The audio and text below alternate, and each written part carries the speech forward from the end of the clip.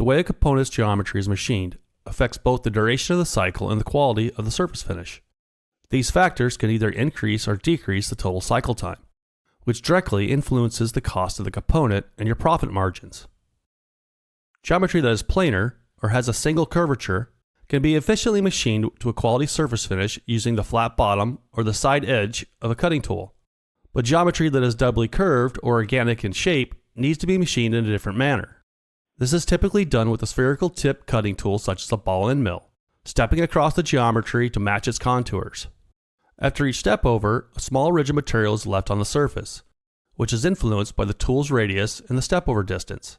The smaller the cusp, the better the finish. But as a result, machining times are increased. Autodesk Fusion's multi-axis finishing strategy reduces cycle times while maintaining surface quality with its ability to utilize circle segment cutters. Circle segment cutters such as lens, barrel, taper, and oval tools have large radiuses which are integrated into their complex cutting geometries.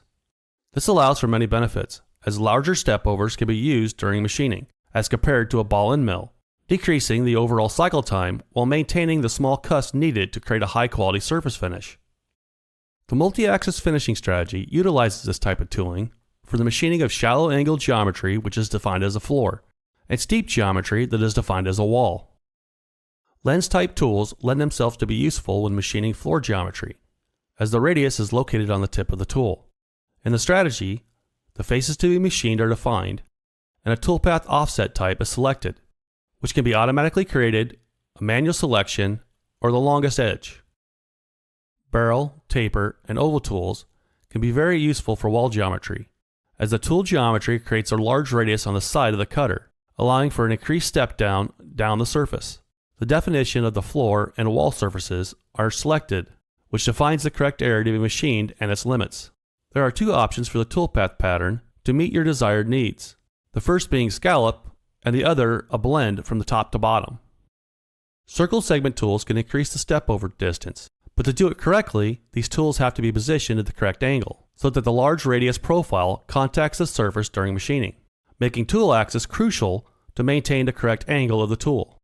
Multi-axis options can be set automatically to tilt the tool during the multi-axis movements, or be user-defined, which allows the user to specify a unique lead angle of the tool and additionally allows the user to manually control the minimum and maximum contact points of the tool to be used when machining the surface. The combination of Fusion's multi-axis finishing toolpath strategy and circle segment tools allow you to decrease your cycle times and increase your profits while maintaining the high-quality surface finish you desire when machining complex part geometries.